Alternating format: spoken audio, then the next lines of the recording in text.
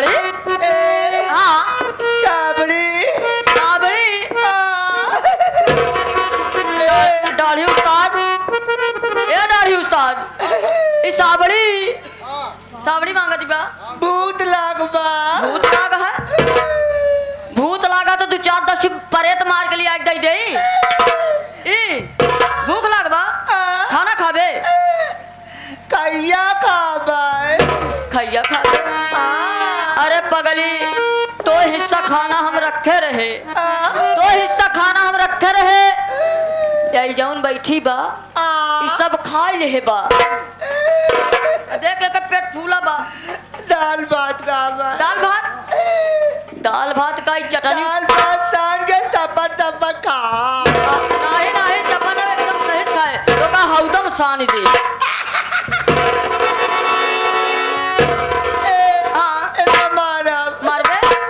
मरबे इनका बहुत मार खा बेता है अब एक रोकबे तो रोवे लागे ऐसा कर पागल नहीं भाई ये खाना ढेर तो हिस्सा ज्यादा खा ले बा है अकेले नहीं पहुंची बैठी बा मांग ऐसी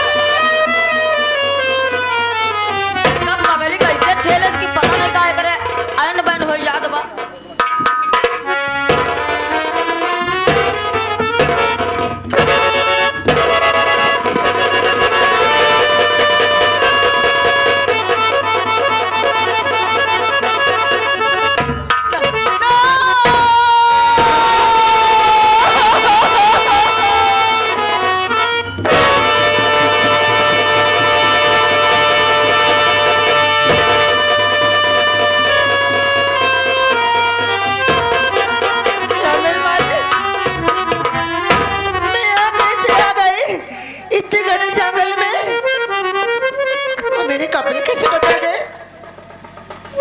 तुम कौन हो? अरे बहन, तुम इस जंगल में रो रही हो? कौन हो?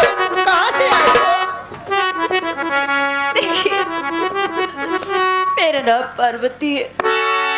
हाँ, मेरे पति नाम ब्रिज फांसी गए। मैं इस समय बहुत दर्द में हूँ। मेरे पति डॉक्टर बुलाने गए, वो आते होंगे। ये क्या? यहाँ कोई डॉक्टर नहीं मिलेगा। इतना घना जंगल है, यहाँ कोई डॉक्टर नहीं मिलेगा। आप मेरे साथ चलो। मैं जानती हूँ तुम पेट से हो, मालिक का सन डोल चुका। आओ मेरे साथ। मेरे सामने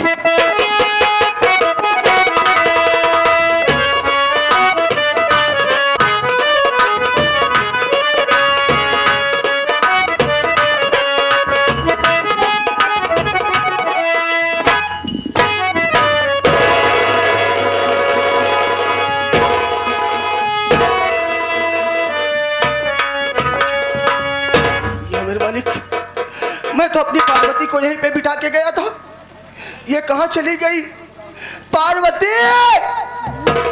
ए पार्वती, तू मेरी आवाज क्यों नहीं सुन रही है? पार्वती, पार्वती, पार्वती, हमारी दुनिया लुट गई ना,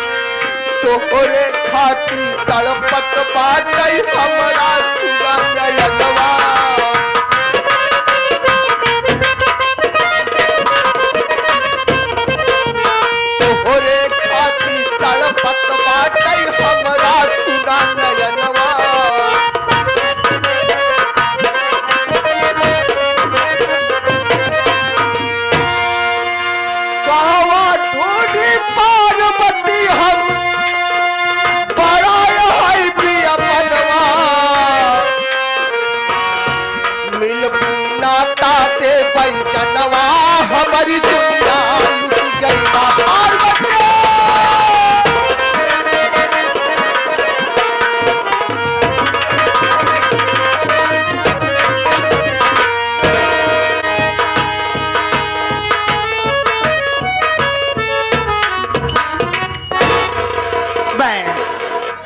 मुन्ना पैदा हुआ है बिल्कुल राजकुमार जैसा, लेकिन मैं सोचती हूँ तुम्हारे पति आए तो उनके साथ तुम चली जाना, मैं अपनी झोपड़ी चली जाऊंगी। आओ ठीक। आओ।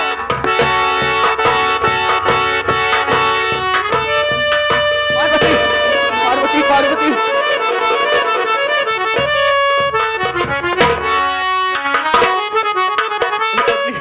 सभी तुझे मैं उस जगह पे बिठाया तो तू वहां क्यों नहीं रुकी?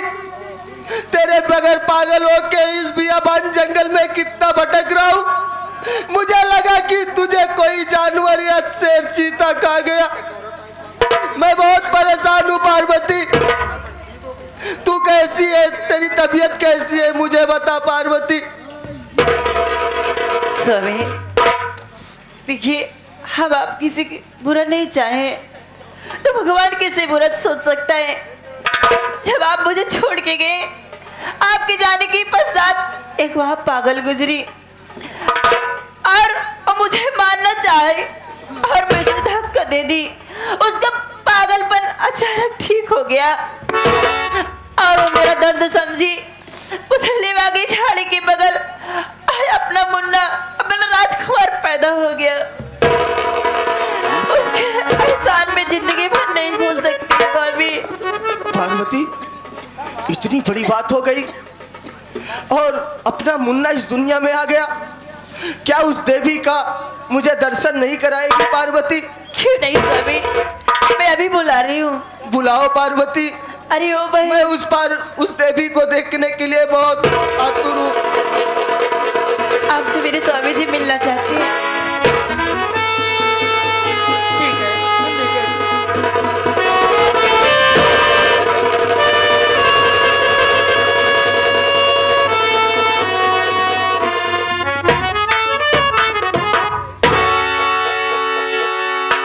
या मेरे मालिक, ये आज मेरी नजरें क्या देख रही हैं?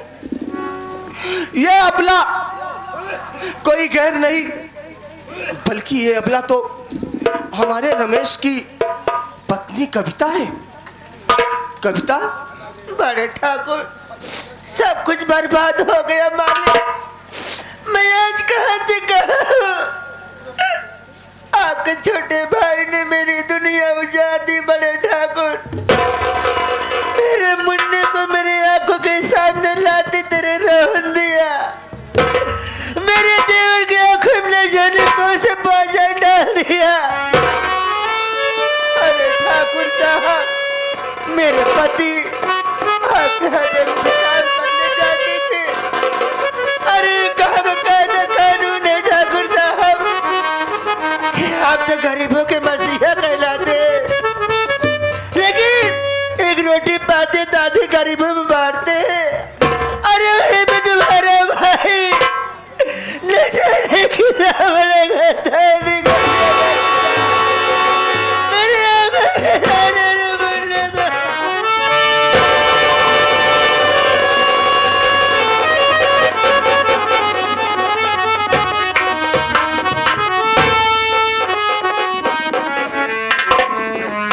पार्वती, अरे ओ पार्वती। लेकिन बड़े मालिक, मैं कुछ समझी नहीं। ये पार्वती कौन है? मैं कुछ समझी नहीं। कौन है? तू अपनी बड़ी मालकिन को नहीं पहचानती? मैं कभी हवेली आई नहीं मालिक। क्या रमेश अभी तुम्हारी मालकिन की फोटो तुम्हें नहीं दिखाया? वो तो हमें भगवान की तरह पूछता है। उसने कभी हमारे विषय में चर्चा नहीं किया। खैर कोई बात नहीं, मैं पार्वती से बात करता हूँ।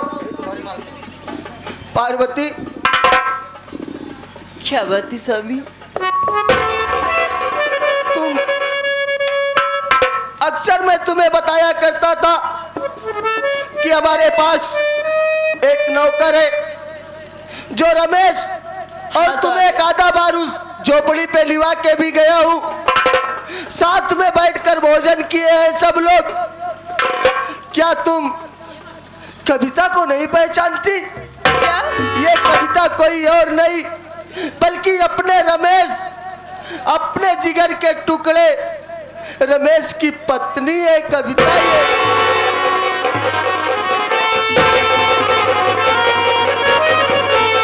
अरे बड़े मालिक, आज मैं धन्य हो गई। मैंने मालकिन का सेवा किया। अरे राजकुमार पैदा हुआ है मालिक, हवेली का चिराग जाग गया है। मालकिन, हमें कभी हवेली नहीं आई। मैं आज बहुत खुश हूँ मालकिन, मैं धन्य हो गई।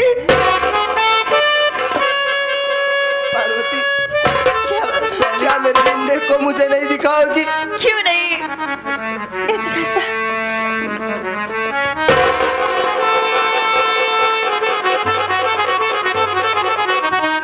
पार्वती, बहुत प्यारा मुन्ना है। देखो कैसे देख रहा है, अपने पापा को कैसे एक नजर टुकुर टुकुर देख रहा है। ये लो पार्वती, मुन्ने को संभालो और मेरी बात सुनो। पार्वती, क्या? मैंने जीवन में तुमसे कभी कुछ नहीं मांगा है। ऐसा भी? अगर आज मैं तुमसे कुछ मांगूंगा तो क्या मुझे दोगी? ऐसा चीज, कौन सा ऐसा चीज मांगेगी स्वामी जो मैं आपको मना कर दूंगी? पार्वती, फिर एक बार सोच लो कि कहीं मैं तुम्हारी जान ही ना मांग लूं।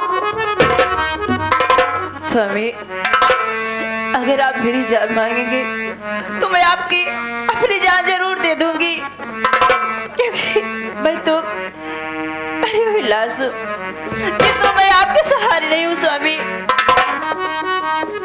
पार्वती,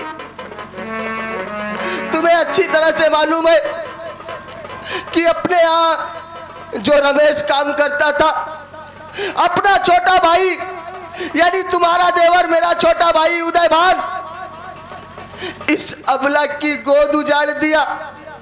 इसके मासूम बच्चे को इसकी आंखों के सामने कुचल कुचल के मार डाला। ये सारी बातें मुझे रमेश बता दिया। और पार्वती, मेरी बात सुनो। क्या स्वामी? आज मैं तुम्हारे आगे हाथ जोड़ता हूँ।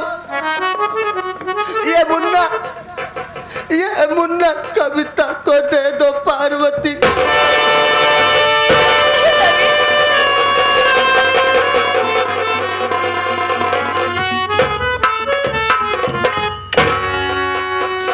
ठीक है स्वामी,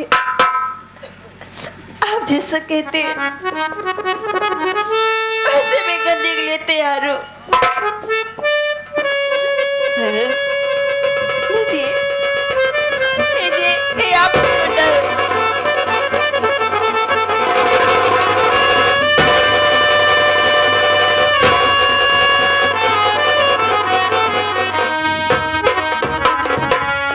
ठाकुर साहब, आज मेरी गोद फिर से हरी भरी हो गई। मैं बाज नहीं हूँ, लेकिन मैं जाऊंगी कहाँ? मैं तो रहूंगी यही। अभी अभी मालकिन के मुन्ना पैदा हुआ है। मैं एक माँ हूँ, माँ का दर्द जानती हूँ। चाहे मुन्ना मेरे पास रहे, चाहे मालकिन के पास रहे, सेवा तो मुझे ही करना होगा ठाकुर साहब। ये मुन्ना मालकिन के पास ही रहेगा। मैं अपनी झोपड़ी जा रही हूँ ठाकुर साहब। कविता, ये तेरा कारनामा इतिहास गवाह रहेगा।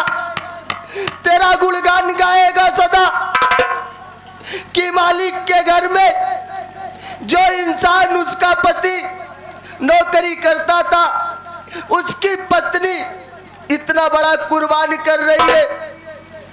तुम्हारी जगह कोई और होता तो वो झट से मुन्ने को ले लेती, लेकिन तुमने लिया, माथा चूमकर वापस कर दिया, अपनी ममता को दबा दिया और ये कह रही हो कविता कि इसकी परवरिश, इसका देख रेख तो मुझे ही करना है। हाँ कविता, मैं सब जानता हूँ। चलो मैं तुम्हें तुम्हारी झोपड़ी छोड़ देता हूँ। लेकिन मेरे पति को कोई पता नहीं है ठाकुर साहब। तुम्हारे पति का कोई पता नहीं है, वो सब मैं जानता हूँ। वो सब मुझ पे छोड़ दो। मैं तुम्हारे पति को कहीं भी रहेंगे वो मैं उन्हें ढूंढ कर लाऊंगा। ठीक है ठाकुर साहब, तुम चलो, मैं झोपड़ी छोड़ के उसके बाद मैं तुरंत जाता हूँ।